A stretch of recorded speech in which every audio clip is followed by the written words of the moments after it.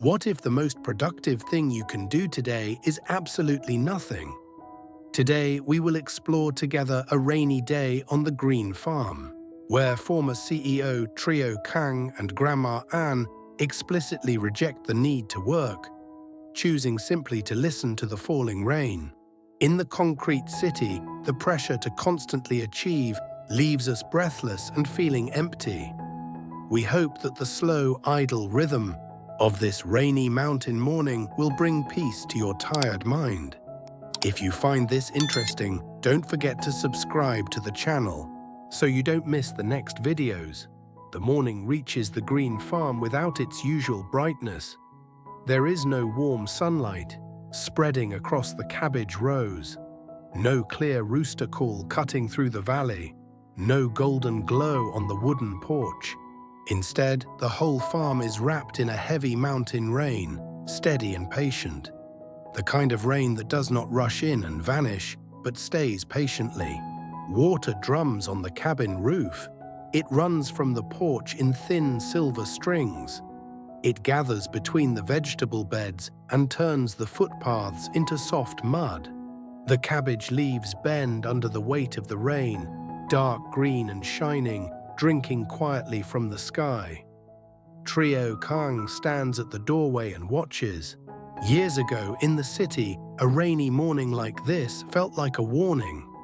Rain meant traffic, wet shoes, delayed meetings, phone calls from impatient partners, a damp suit jacket, a schedule already falling apart before the day had even begun. Back then, he did not listen to rain, he fought it. Even now, after leaving that corporate life behind, Khang still carries the old rhythm in his body. When the sun rises, he looks for work. If there is wood, he cuts it. If there is soil, he turns it. If vegetables are ready, he harvests them. If a fence is loose, he repairs it. His hands are farmer's hands now, but his mind still remembers the old command. Keep moving, keep proving, keep producing. But this morning, the rain makes every plan useless. The garden is too muddy, the wood outside is soaked. The tools hang quietly on the wall. The mountain path is slick and empty. Even Mew, the loyal yellow dog, does not run toward the gate or bark at the mist. He only lifts his head, listens to the rain, then lowers his chin, as if he understands the day better than Khang does. Today is not asking anyone to work. Today is asking them to stop. Khang rests one hand against the pillar of the porch. Beyond the roofline, the rain falls like a grey curtain. The banana leaves sway under the weight of water. The distant hills disappear behind mist. The cabbage patch, which yesterday seemed to need his care, now drinks from the sky without needing him at all. That thought unsettles him. If nothing needs to be done, what is he supposed to do with himself? For years, his value had been measured by movement. In the city, people respected the man who never rested, the CEO who answered calls late at night, the leader who came early and left after everyone else, the man who wore exhaustion like proof that he mattered. Even on the farm, work has helped him rebuild himself. Every cabbage row, every fence post, every handmade wooden chair has told him that he is still useful, still capable, still needed. But the rain asks a quiet, uncomfortable question. If he does nothing today, is he still enough? Inside the cabin, Grandma Anne sits beside the small wooden table, wrapped in her thick coat. Grey morning light falls through the window. Her frail hands rest in her lap. Usually, even at 72, she tries to stay busy. She reaches for bamboo strips. She checks dried herbs. She folds old cloth. She does small things because a lifetime of hardship taught her that resting too long can feel dangerous. But today she does not reach for anything.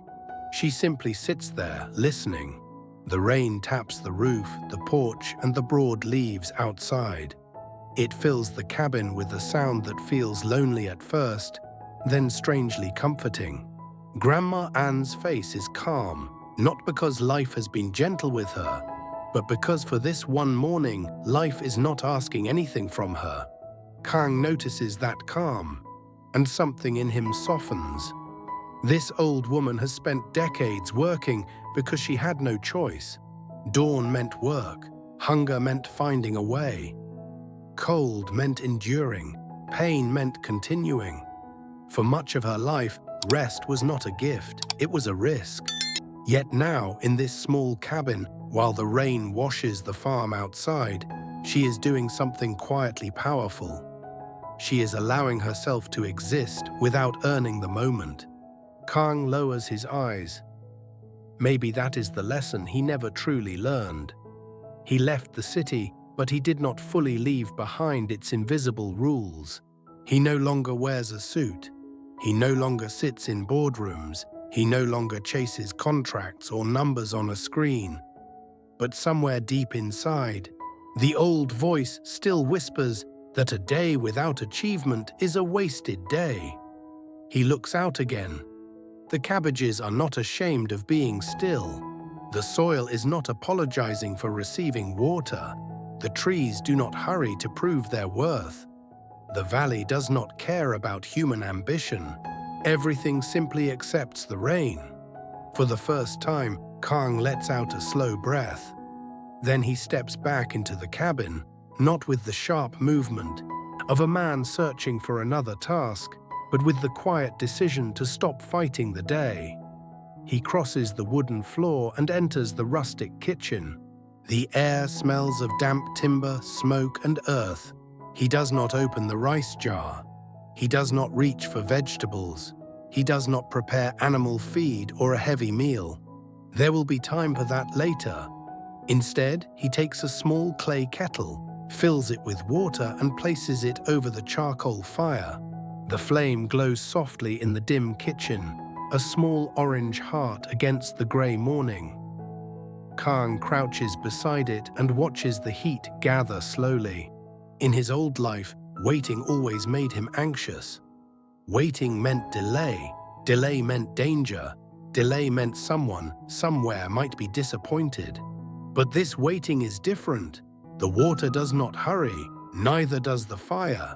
And slowly, Khang begins to match their pace. From a wooden box, he takes out blood dragon tea.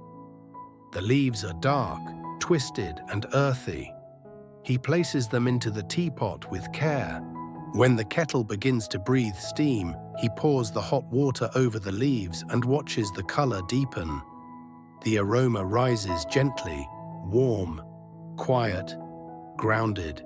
It blends with the scent of rain drifting through the open doorway, and for a moment, the cabin feels like part of the mountain itself. Khang carries 2 cups back to the porch. Grandma Anne looks up at him, surprised, as if she expected him to find some hidden chore even on a morning like this. He gives her 1 cup and says nothing. She accepts it with both hands. The tea warms her fingers. Then she lifts it slowly, lets the steam touch her face, and takes a careful sip. Her eyes close for just a second. Outside, the rain keeps falling. Miu rises, circles once, and curls into a tight ball at Grandma Anne's feet. He lets out a deep, satisfied sigh, the kind only a dog can make when the world feels safe enough to sleep. Khang sits beside them. No plan, no task, no guilt. Just rain, tea, and a silence that feels strangely full. And as he watches the mist move across the distant hills, Khang begins to understand something the city never taught him. Rest is not emptiness. Rest is where the heart finally becomes quiet enough to hear what it has been carrying. For a long while, no one speaks, and strangely, nothing feels missing. Khang sits on the porch with the cup between his palms. The blood dragon tea has cooled just enough to drink slowly. Each sip carries a deep, earthy taste, mixed with the smell of wet soil and old wood. The rain continues beyond the roof, softer now, but steady enough to hide the rest of the world. There are no motorbikes passing by, no urgent footsteps, no phone ringing inside the cabin, no sharp voice asking why something has not been finished. Only water, only breath, only Grandma Anne beside him. In the city, silence had never felt like this. Silence was uncomfortable, the pause before another problem arrived. When a meeting room fell silent, Khang always felt pressure to fill it with an answer. But this silence does not demand anything from him. It does not ask him to perform. It simply lets him be. Grandma Anne holds her cup close to her chest. Her thin fingers curl around the warmth, and her shoulders relax with every breath. Khang glances at her and notices details he often misses when the day is busy. The way her hands tremble slightly before becoming still again. The way her coat hangs loosely around her small frame. The way the deep lines on her face seem like a map of everything she survived. He has seen Grandma Anne work through tiredness. He has watched her hide pain behind a gentle smile. He has heard her insist she is fine, even when the cold bites into her bones. She comes from a life where needing rest often meant becoming a burden. So even now, even here, resting is something she has to learn. Just like him. That realization touches Khang more deeply than he expects. He used to think he was the only one learning how to live again. The former CEO trying to become a farmer. The man who once trusted money, titles, and control, now trying to trust soil, weather, and patience. But Grandma Anne is learning too. She is learning something more tender. She is learning how to receive peace. A gust of wind pushes rain against the porch, and Khang shifts slightly, shielding Grandma Anne with his shoulder.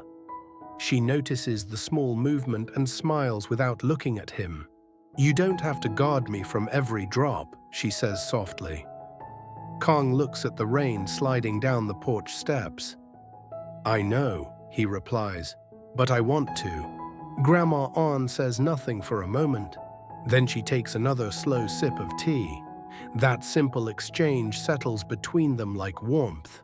No grand speech, no dramatic confession, just a small truth spoken gently on a rainy morning. Khang does not protect her because she is weak. He protects her because love has become his most honest instinct. Miu stretches at their feet, his paws twitching as if chasing something in a dream. Grandma Anne looks down and chuckles under her breath. The sound is small, almost swallowed by the rain, but it changes the air around them. Khang smiles too. For a moment, the whole farm feels held together by tiny, ordinary things. A dog sleeping, tea cooling in clay cups, rain rolling from the roof, an old woman laughing softly, a man realizing peace does not have to be earned. The garden beyond the porch looks different under the rain. Yesterday, Khang had seen it as a list of responsibilities, cabbage rows to check, mud channels to clear, young plants to protect, fence posts to inspect. But today, he sees the same garden as something alive without his command. The cabbages open themselves to the rain. The soil receives water patiently. Tiny streams form along the edges of the beds. The banana trees sway and bend, but do not break. Even the muddy paths, usually a problem to be fixed, now seem like part of the farm's breathing. Khang had spent so long believing that care meant constant action, but sometimes care means knowing when not to interfere. The farm does not need his hands every minute. Grandma Anne does not need to prove she is useful every hour. Miu does not need a reason to rest, and Khang does not need a completed task to justify his place in this home. He remembers rainy mornings in the city, trapped in traffic, watching office workers run through puddles. Everyone moved fast, even when the sky itself was telling them to slow down. Back then, he believed rest was something he would earn after success. But success kept moving farther away. There was always one more deal, one more crisis, one more number to chase. Now, on this porch, with mud on his boots and smoke in his clothes, he feels richer than he ever did inside those glass towers. Not because he owns more, because for once he is not being owned by anything. Grandma Anne turns her cup in both hands and watches the mist drift between the hills.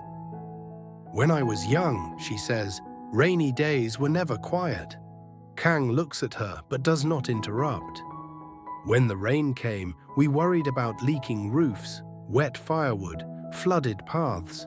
If there was rice drying outside, we ran. If the animals were loose, we ran. If the house was cold, we worked harder. Rain was beautiful only for people who had enough." Her voice is calm, but each word carries weight. Grandma Anne gives a faint smile. "But today," she says, "I can sit and listen to it."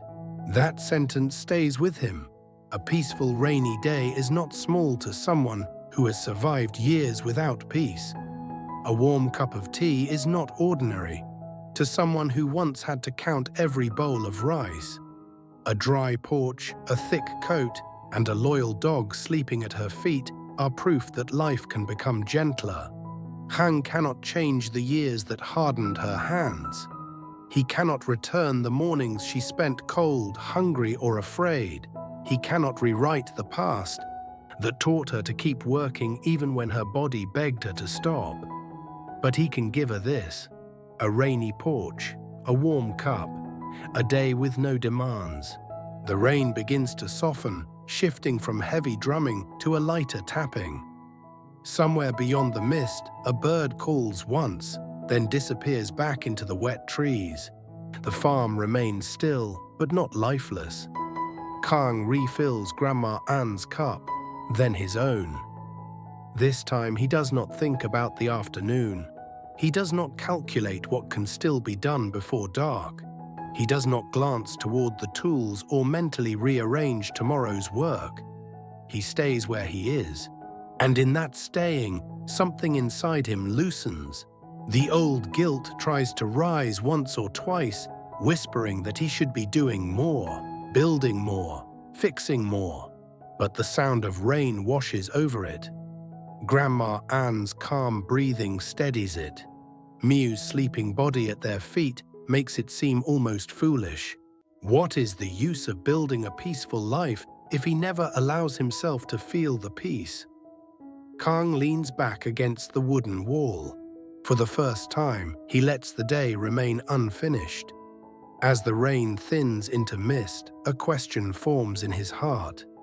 If this much healing can happen, when they do nothing, what else has he been missing by always rushing forward? By late afternoon, the rain has almost stopped. It does not end all at once. It slowly loses its strength, as if the sky has emptied what it needed to release. The heavy drumming on the wooden roof becomes gentle tapping.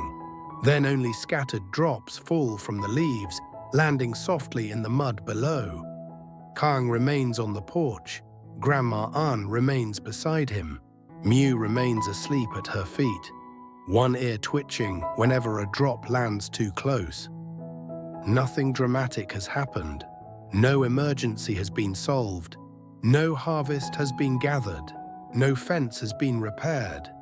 From outside, someone might call this day unproductive. But Khang knows better now. Something important has happened here. Not in the fields, but inside them. The farm looks newly washed. The cabbage leaves shine with deep green life. The dark soil holds the rain like a blessing. Banana leaves slowly rise again after bending for hours beneath the water. Mist still hangs over the hills, thin and silver, making the valley feel like a quiet dream. Khang breathes in. The air feels clean, not just fresh, but clean in a way that reaches deeper than the lungs. It feels as though the rain has rinsed away more than dust from the roof and mud from the paths. It has washed something restless from his chest. For years he believed tiredness was normal. The pressure behind his eyes, the tightness in his shoulders, and the need to think 3 steps ahead felt like the cost of being responsible. In the city, everyone carried the same exhaustion, so no one questioned it. But here, ambition has no voice, loud enough to compete with the rain. Here, the mountains remind him that life does not always grow by force. Sometimes it grows because we stop pulling at it. Grandma Anne finishes the last of her tea and holds the empty cup as if she is still receiving warmth from it. Khang sees that her face has changed. The tiredness has not disappeared completely. At 72, the body keeps its own history, but there is softness around her eyes now. A quiet ease in the way she sits. She has not done anything to earn this peace, and that is exactly why it matters. Khang gently takes the empty cup from her hands. "Are you cold?" he asks. Grandma Anne shakes her head. "No," she says. "Today I feel light." The words are simple, but they strike him deeply. Light. That is what he has been searching for without knowing how to name it. Not success, not control, not proof, not another finished task to hold up against his own guilt. Just lightness, the feeling of not carrying more than the moment asks. For so long, Khang had carried invisible weight. The weight of a former title, the weight of old expectations, the weight of believing that if he stopped moving, all his regrets would catch up with him. But they did not. On this rainy day, when he finally stopped, regret did not destroy him. Silence did not swallow him. The world did not fall apart because he left the tools hanging on the wall. Instead, Grandma Anne rested. Miu slept peacefully. The garden watered itself, and Khang, for the first time in a long while, felt his own heart become quiet. He rises from the porch slowly and steps into the yard. His boots sink slightly into the mud. Drops cling to the edges of cabbage leaves like tiny glass beads. He bends down, not to work, not to inspect with worry, but simply to touch one leaf. It is firm, alive, refreshed.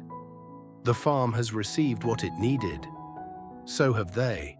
Behind him, Grandma Anne watches from the porch.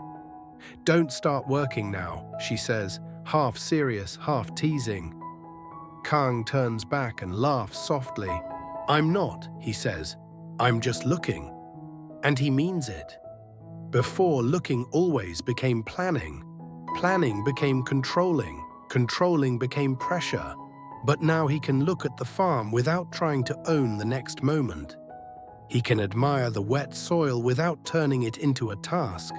He can let the evening arrive without squeezing usefulness from every remaining hour. Miu finally wakes and trots into the yard, stretching with lazy confidence. His paws sink into the mud, and he looks offended for a second, as if the earth has betrayed him. Then he gives one quick shake, splattering water in every direction. Grandma Anne laughs. Khang laughs with her. The sound travels across the damp farm, small but bright. And there, in that ordinary laughter, the whole day finds its meaning. This was not a wasted day. This was a returned day. A day given back to the body and the heart. A day where an old woman remembered that she could rest without guilt. And a man who once measured life by achievement learned that stillness can also be strength. As evening settles over the valley, the clouds begin to thin. A pale line of light appears behind the hills. It is not a dramatic sunset, not the kind that demands attention, but a gentle glow that slips through the mist and touches the wet farm with quiet gold. Khang brings a small stool to Grandma Anne so she can keep watching the clearing sky. Then he adds dry charcoal to the fire inside, not because the house is freezing, but because warmth should be offered before anyone has to ask for it. He does not rush dinner. He does not rush the night. The day has taught him better. There will be work tomorrow. The cabbages will need checking. The paths may need clearing. The tools will return to his hands. Life on the farm will keep asking for effort, patience, and responsibility. But tomorrow's work does not need to steal today's peace. That is the truth Khang carries as darkness slowly gathers. The world teaches us to feel guilty when we pause. It says rest must be earned, stillness is laziness, and our worth depends on how much we produce before the day ends. But on this small green farm, under a long mountain rain, Khang and Grandma Anne discover something different. Rest is not the opposite of growth. Rest is part of growth. The soil rests when the rain falls. The seed rests before it breaks open. The body rests so it can keep living. And the heart rests so it does not forget why it is trying so hard in the first place. Khang stands on the porch one last time before night. The farm is quiet, washed clean, and alive. Grandma Anne sits nearby, warm and peaceful. Mew curls beside her again, sinking back into sleep. Khang looks at them and feels no need to be anywhere else, no need to prove anything, no need to chase the day. For once he lets the moment be enough, and maybe that is the real wealth he came here to find. Not money, not success, not endless productivity, but the freedom to sit with the people he loves, listen to the rain, and finally believe that doing nothing can still heal everything. So if this quiet rainy day brought your tired soul even a little peace, stay with us on this path. Subscribe and come back to the green farm again, where every season, every storm, and every silent morning reminds us how to live more gently. Vào buổi sáng núi mưa, trang trại xanh mướt của Trieu Khang chậm lại với vòng chài xám dịu. Thay vì ép mình làm việc, xây dựng trồng trọt khai hoạch, Khang chọn cách dừng lại để cơn mưa quyết định nhịp điệu của ngày. Bên trong căn nhà gỗ ấm cúng và an quyết cùng gác lại thói quen lao động không ngừng nghỉ cho phép mình nghỉ ngơi. Khang pha trà quyết lâm ấm và cả hai ngồi lặng lẽ lấy nhà cùng Mew, chú chó vàng của dưới chân mà ăn. Khi cơn mưa tươi mát, những cánh đồng bắp cải, cả hai đều nhận ra rằng sự tĩnh lặng không phải là lợi biến mà là sự chứa lạnh. Trang trại sạch sẽ nhắc nhở Khang rằng cuộc cải sự không phải là sức để bị thành công mà là sự tự do nghỉ ngơi mà không cảm thấy tội lỗi và cuộc sống thanh thản trở lại.